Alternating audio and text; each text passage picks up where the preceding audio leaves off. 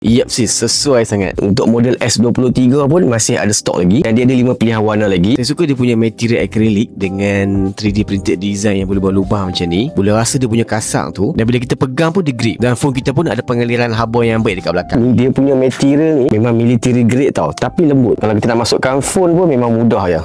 So dia punya sensitivity button kita mudah je tekan. Okey, di bahagian skrin depan pun ditinggikan sedikit. So ada protection jugalah untuk skrin ni.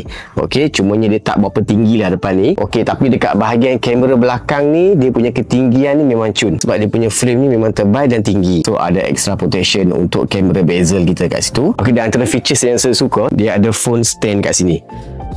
Okey, jadi kita buka macam tu je, dah jadi phone stand. Dan dia punya material ni pun solid, kerat dan agak ketat. Bila kita jadikan phone stand tu, dia kukuh juga lah. Dan dia punya magnet ni kuat tau. So kalau kita lekat dekat phone holder kereta ataupun kita punya tripod magnet, so memang dia kuat dan tak jatuh. Okey, overall saya memang recommend sangat casing ni, sebab harga dia pun murah tapi kualiti dia solid. Okey, sebelum color yang kita suka tu habis, boleh grab dekat link yang saya dah sediakan kat situ.